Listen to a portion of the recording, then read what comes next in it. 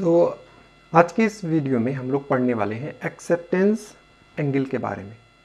तो optical fibre पे पिछले वीडियोस में हमने उसकी काफ़ी ज़्यादा स्ट्रक्चर, उसकी प्रॉपर्टीज़ के बारे में बात किया और इस वीडियो में बेसिकली हम डिराइव करने वाले हैं एक्सेप्टेंस एंगल्स का क्या एक्सप्रेशन होता है। तो डेरिवेशन में जाने से पहले हम ये समझते हैं कि एक्सेप्टेंस एंगल बेसिकली होता क्या है। तो जब कोई ऑप्टिकल फाइबर आप कंसीडर करते हैं तो आपको पता है कि उसके अंदर TIR होता है, टोटल इंटरनल रिफ्लेक्शन, जिसके थ्रू लाइट प्रोपोगेट करता है। पर ये जो TIR का प्रोसेस है वो तो कोर और क्लैडिंग के बीच में है।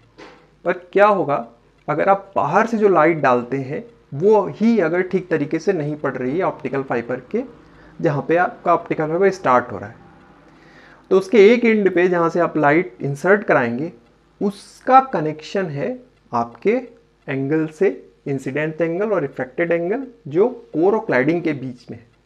पर यहाँ पे जब बात हो रही है कोर क्लैडिंग पे तो बाद में जाएंगे, आप पहले तो लाइट को ऑप्टिकल फाइबर के अंदर इस एंगल से इंसर्ट कराना है कि वो प्रॉपरली जाके उसके अंदर TIR हो कोर और क्लैडिंग के बीच में। तो वो एंगल जो बाहर से आप डालेंगे लेज़र के थ्रू, वो एंगल क्या होना चाहिए उसका एक्सप्रेशन हम आज डिराइव करने वाले हैं। मेरी बात आपको समझ में आई होगी कि एक्चुअल में हम करने क्या वाले हैं। अगर नहीं आई तो एक छोटा सा डिमॉन्स्ट्रेशन में आपको दिखाने की कोशिश करता हूँ। सपोज ये एक ऑप्टिकल फाइबर केबल है, ये ब्लैक वाला हिस्सा इसका कोर है और ये क्लैडिंग है। ये ऑप्टिकल फाइबर नहीं है, मार्कर है, बट आप थोड़ी देर के लिए एज्यूम करें कि ये ब्लैक वाला जो स्पॉट है that is core and the white one is cladding. So अगर मैं इस पर एक लेज़र लाइट इंसर्ट करता हूँ तो ये लेज़र लाइट मुझे कुछ इस तरीके से इस पर डालनी होगी और ये इस पे एक मुझे बाहर से इस पॉइंट से मुझे एक एंगल देना होगा कि वो एंगल ऐसा हो जिसके थ्रू ये लाइट जब इस ब्लैक वाले हिस्से से कोर से अंदर जाए और क्लैडिंग से हिट करे तो TIR हो। ठीक है, तो इसको हम जरा पहले ज्योमेट्री से समझेंगे, फिर हम इसका एक एक्सप्रेशन बनाएंगे कि एक्चुअल में एक्सेप्टेंस एंगल किन बातों पर डिपेंड करता है, उसका एक फॉर्मूला डिजाइन करेंगे। तो चलिए समझते हैं एक्सेप्टेंस एंगल को बेसिकली। तो एक्सेप्टेंस एंगल क्या है आपको समझ में आया क्या? एक बार मैं इसको पहले ग्राफ से ज्योमेट्री से समझाने की कोशिश करते हैं, फिर इसको बाद में थोड़ा सा मैथमेटिकल एक्सप्रेशन से समझने की कोशिश करेंगे। सपोज ये है हमारा एक केबल का हिस्सा, that is we call core. Optical fibre का क्या है ये? कोर। ठीक है, कोर के आउटर लेयर में इसके बाद की जो लेयर है उसमें क्या आएगा, उसके बाद एक और पार्ट आएगा दैट वी कॉल क्लैडिंग। ये पार्ट है हमारा क्लैडिंग का। ठीक है, ये कोर है, ये क्लैडिंग है, दोनों का रिफ्रैक्टिव इंडेक्स होगा। कोर का रिफ्रैक्टिव इंडेक्स मान लिया मैंने N1 और इसका रिफ्रैक्टिव इंडेक्स मान लिया N2। ठीक है, और कंडीशन क्या है, इसमें हम जो मटेरियल लेते हैं वो इस तरीके से हम डिज़ाइन करते हैं कि इसका जो कोर का रिफ्रैक्टिव इंडेक्स है वो ज़्यादा हो क्लैडिंग के रिफ्रैक्टिव इंडेक्स से। ठीक है, ये सब आप पहले से पढ़ के आए हैं, मैं ये मान के चल रहा हूँ। ठीक, ये इसकी एक्सिस है केबल की।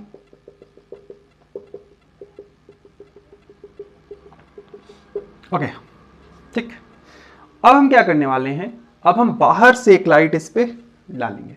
तो बाहर से मान लीजिए मैंने एक लाइट इस पे सेंड की, ये लाइट मैंने कुछ इस तरीके से डाली। ठीक, ये हमारी एक लेज़र लाइट। तो अब ये लेज़र लाइट क्या करेगी, ये लेज़र लाइट इसमें हल्की सी बेंड होके, ये बेंड होने के बाद ये कुछ इस तरीके से जाके हिट करेगी यहाँ पे। ठीक, ये कोर में गई। ठीक, अब ये वापस कोर में आए, इसके लिए ये वाला जो पहले इसका एंगल समझते हैं, ये यहाँ से हिट करके इस तरीके से गई, तो ये वाला एंगल जो है ये हम लेते हैं, this is our angle of incidence. ठीक है, ये normal, this is our angle of incidence theta. और ये वाला जो एंगल है that is angle of diffraction for this. ये इसका एक्सिस है ऑप्टिकल फाइबर का और ये वाला प्लेन है, जब इस पर लाइट गई तो ये थोड़ा सा रिफ्रैक्ट होकर इस तरीके से जाएगी। तो ये एंगल इंसिडेंस, ये एंगल रिफ्रैक्टेड। अब यहाँ पे देखते हैं, जब ये लाइट यहाँ पे हिट की तो एक नॉर्मल डाल लिया हमने, नॉर्मल। अब ये नॉर्मल से एक एंगल बनाएंगे, ये एंगल आपका इंसिडेंस एंगल होगा, यहाँ पे होना है TIR, ताकि ये लाइट वापस से इसी कोर में रहे, ये लाइट वापस से इसी कोर में रहे। तो यहाँ पे TIR होने की कंडीशन क्या है कि ये एंगल क्रिटिकल एंगल होना चाहिए। जब ये एंगल क्रिटिकल एंगल होगा तो ये वाला जो रिफ्रैक्टिव एंगल है, ये वाला दैट इज θR' आप ले लो, इस केस में ये 90 डिग्री हो जाएगा, ठीक। तब ये लाइट आपकी बेसिकली, अगर क्रिटिकल एंगल थोड़ा सा भी, इससे थोड़ा सा भी ज़्यादा है, तो ये फिर आपकी लाइट जो है वो इनसाइड प्रोपोगेट करेगी, केबल के कोर के अंदर ही लाइट रहेगी और अलोंग ऑप्टिकल फाइबर मूव करेगी। तो आपको समझ में आया, जो एक्सेप्टेंस एंगल है वो ये वाला एंगल है, दैट इज θI। θI जो इंसिडेंट एंगल है, इसको हमें एक्सेप्टेंस एंगल बनाने के लिए क्या क्या वैल्यूज डिफाइन करनी पड़ेंगी, या उसका एक्सप्रेशन कैसा होगा, उस एंगल को ही बेसिकली ये θI जो है, यही हमारा this θI is basically acceptance angle, ठीक है। तो डेफिनेशन के तौर पे इसकी एक्सेप्टेंस एंगल की अगर डेफिनेशन पूछी है तो आप क्या लिख सकते हैं, आप लिख सकते हैं acceptance angle basically defines, acceptance angle basically defines the limiting angle, the limiting angle for a laser light, so that the laser light propagate along the optical fiber cable. Okay, so our acceptance angle defines a limiting angle for a laser light to propagate along the optical fiber cable. So ये acceptance angle का एक कुछ line, एक line में अगर आप इसको थ्योरली define करना चाहें, so you can define in this way. अब ये जो acceptance angle है वो डिपेंड किन किन बातों पे करता है, ये खास बात है, क्योंकि हम जब ऑप्टिकल फाइबर बनाने वाले हैं तो हमें ये ध्यान में रखना है कि ऑप्टिकल फाइबर का मटेरियल कैसा है। तो ये जो एक्सेप्टेंस एंगल है ये ऑप्टिकल फाइबर के मटेरियल पे डिपेंड करेगा। ऑप्टिकल फाइबर का मटेरियल जो आप ले रहे हो ये क्या होता है, बेसिकली ऑप्टिकल फाइबर का मटेरियल, आप कोई मटेरियल बनाते हो, डाइलेक्ट्रिक मटेरियल, तो उसका आप कंसीडर करते हो दो बातें, उसका रिफ्रैक्टिव इंडेक्स, यानी optic acceptance angle depends on the refractive index of core,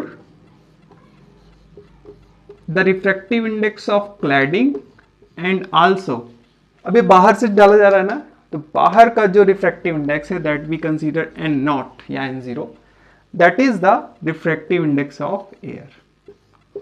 इन तीन बातों पे डिपेंड करेगा। So acceptance angle depends on refractive index of core, diffractive index of cladding and also diffractive index of outside medium, जिस medium से insert कराया गया है। तो बेसिकली बाहर से ही कराते हैं, एयर से, या अगर आप एक्सपेरिमेंट कर रहे हैं तो कहीं और से भी करा रहे हैं, तो डिपेंड्स मीन्स कि वो बाहर का रिफ्रैक्टिव इंडेक्स कितना है। तो चलिए, अब इसका काफ़ी सारी थ्योरी की बातें हो गई, आपने अंडरस्टैंडिंग भी हो गई होगी क्या हम करने हैं, या क्या इस रिजल्ट का एक्सप्रेशन कैसा होना चाहिए। ऑब्वियसली इन तीनों के टर्म्स में ही आना चाहिए हमारा फाइनल रिजल्ट। तो चलिए अब स्टार्ट करते हैं अपनी अलजेब्रा एंड मैथमेटिक्स। तो अलजेब्रा मैथमेटिक्स को स्टार्ट करने से पहले आपको कुछ बातें जानना बहुत ज़रूरी है।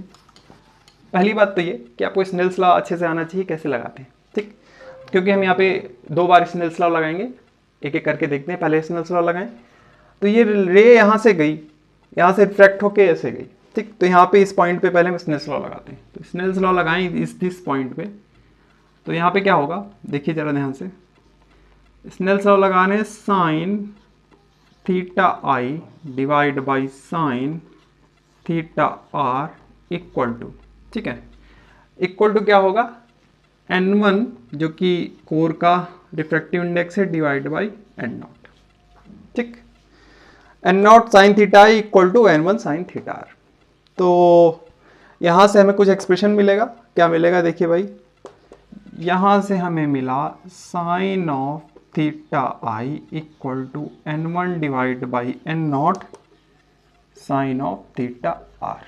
ठीक, अब यहाँ पे देखिए, अब इस ट्रायंगल में आ जाए, ये एक्सप्रेशन हो गया, इसको कहीं साइड में रखे रहेंगे, इसको हम यूज करेंगे। अब ये ट्रायंगल देखा आपने, ये कौन सा ट्रायंगल, चलो नाम दे देते हैं ए, ये नॉर्मल है तो एन दे दो, ए एन सी।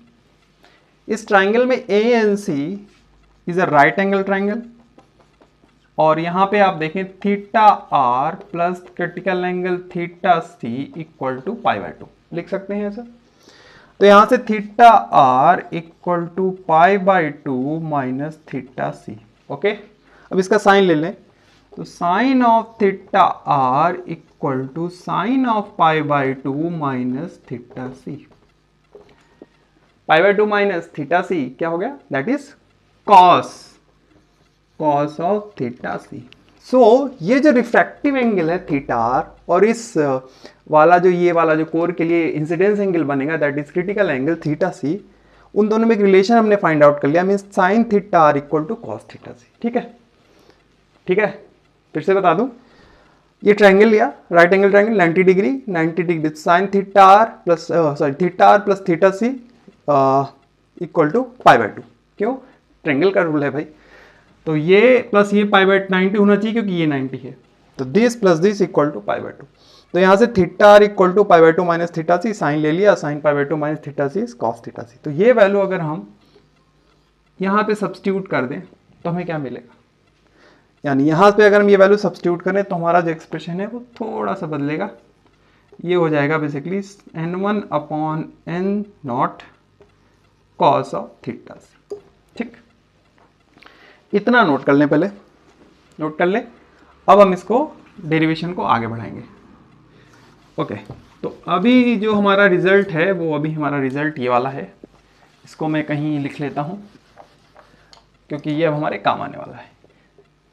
क्या रिजल्ट है, इन sine of incidence angle equal to n1 by n0 cos of theta C. ठीक, ओके, चलिए अगले पड़ाव पे पहुंचते हैं अपने डेरिवेशन के। अब आपको पता है कि फिर से लगाते हैं भाई, क्या लगाएंगे, स्नेल्स लॉ। इस बार यहां लगाएंगे, इस पॉइंट पे फिर से स्नेल्स लॉ लगाएंगे। तो स्नेल्स लॉ क्या होगा, साइन ऑफ थीटा, अब इंसिडेंस एंगल थीटा सी, अब इसके लिए इंसिडेंस एंगल के जो रिफ्रैक्टिव एंगल है वो कितना है, π/2 है, तो ये तो 1 हो गया, ये पहले डिस्कस कर चुके हैं कि स्नेल्स लॉ क्या होगा, ऑप्टिकल फाइबर क्रिटिकल एंगल क्या होगा, दैट इज इक्वल टू, अब इसका रिफ्रैक्टिव इंडेक्स क्लैडिंग का n2 divide by refractive index of core that is n1, mean sine of theta C equal to n2 by n1। तो यहाँ से हमें एक एक्सप्रेशन मिल गया साइन थीटा सी का n2 बाई n1, इसको नोट करके रखेंगे। नेक्स्ट, कॉस थीटा सी क्या होता है, हमें पता है cos theta C equal to √1 minus sine square theta C. Trigonometry का सिंपल एक्सप्रेशन हम यूज कर रहे हैं, cos theta C equal to square root of 1 minus sine square theta C. यहाँ पे साइन स्क्वायर थीटा सी की वैल्यू डाल दें तो 1 माइनस n2, ये वाली वैल्यू उठा के यहाँ रख दी, n2 square divide by n1 square. ठीक है, थोड़ा सा इसको वर्कआउट करें तो आपको मिल जाएगा n1 square minus n2 square square root divide by n1। क्या आपको समझ में आया, फिर से बता दूं, sine theta C equal to n2 by n1, Snell's law यहाँ पे लगाया, cos theta C equal to √1 minus sine square theta c, simple trigonometric formula, sine square theta plus cos square theta equal to 1 वहां से। अच्छा, sign square theta सी की value यहाँ पे डाल दी तो ये square root of 1 minus n2 square by n1 square, और इससे एक्सप्रेशन आ गया, यानी कॉस थीटा का हमें एक्सप्रेशन मिल गया n1 n2 और n1 के फॉर्म में। और ये साइन थीटा आई जो कि हमारा एक्सेप्टेंस एंगल का साइन है, n1 n2 है, पर थीटा सी को हम यहां से हटा सकते हैं, यानी कॉस थीटा सी की वैल्यू हम उठा के यहां पे रख दें। चलिए रख के देखते हैं। तो कॉस थीटा सी की वैल्यू हमने उठा के रख दी अपने प्री डिराइव्ड एक्सप्रेशन में, that is sine of theta i equal to n1 upon n2 square root of n1 square minus n2 square divide by n1, तो n1 से n1 कैंसिल आउट, तो sine of theta i equal to square root of n1 square minus n2 square divide by n naught. This is your formula for acceptance angle. ठीक है, this is the expression for acceptance angle. And you know, for air n not equal to 1. okay, air के लिए अगर आप consider करें तो n not equal 1, तो in air basically the expression for acceptance angle is theta, अभी मैं इसको एक्सेप्टेंस एंगल ही लिख ले रहा हूं, equal to sine inverse square root of n1 square minus n2 square. ठीक है, so the maximum incidence angle can be defined as your acceptance angle, that is theta acceptance. And for air case, this is sine inverse square root of n1 square minus n2 square, where what is n1? n1 is a refractive index of core, and what is n2? n2 is a refractive index of cladding. So this is what we are trying to derive. n1 n2 के और n0 के terms में expression आ गया. अच्छा, अब एक और point भी आता है कि ये जो एक्सेप्टेंस एंगल के अलावा एक एक्सेप्टेंस कोन का भी कॉन्सेप्ट है. तो इसको अगर एंगल को 2 टाइम्स कर दो, लाइक एक कोन जैसी आप यहाँ पे बना सकते हैं, तो ये जो कोन जैसा एक बनेगा, ये एक तरीके का एक्सेप्टेंस कोन हो गया. अब इस कोन को समझने का कॉन्सेप्ट क्या है? इस कोन का समझने का कॉन्सेप्ट ये रहता है कि मान लो भाई मैं एक सपोज एक कोन बना दूँ, वेट फॉर ए मिनट, एक छोटा सा कोन बना लेते हैं. तो ये एक छोटा सा कोन सा बनाया मैंने. अच्छा, देखा होगा आपने ये बर्थडे वाला हेड जैसा कुछ. अच्छा, इसको अगर मैं इस ऑप्टिकल फाइबर के, ये थोड़ा सा शार्प होना चाहिए बिल्कुल, ठीक, या ओके. सो अगर मैं इस ऑप्टिकल फाइबर, मान लो ये मार्कर मेरा ऑप्टिकल फाइबर है, तो इस ऑप्टिकल फाइबर के पॉइंट पे, ये इतना अच्छा कोन बन नहीं रहा है, आई एम सॉरी, या ओके. सो सपोज मैं इस ऑप्टिकल फाइबर, ये हमारा केबल है, इसके यहाँ पे मैं रखता हूँ, तो ये वाला जो एंगल डिफाइन हो रहा है, ये पूरा का पूरा एक कोन बन रहा है, क्योंकि यहाँ पे जो लाइट आप हिट करने वाले वो कुछ इस तरीके से हिट करोगे, और इस सरफेस पे, कोन के सरफेस पे जब आप लाइट डालेंगे, इधर से डाल सकते हैं, इधर से डाल सकते हैं, इधर से डाल सकते हैं, इधर से डाल सकते हैं, तो ये पूरा एक सरफेस एक कोन की तरह डिफाइन होगा. और इस कोन से जब आप लाइट डालेंगे तो वो लाइट जो है, वो जब इस लाइट जब इससे जाएगी, then it will form a kind of TIR, यानी टोटल इंटरनल रिफ्लेक्शन फॉर्म करेगी.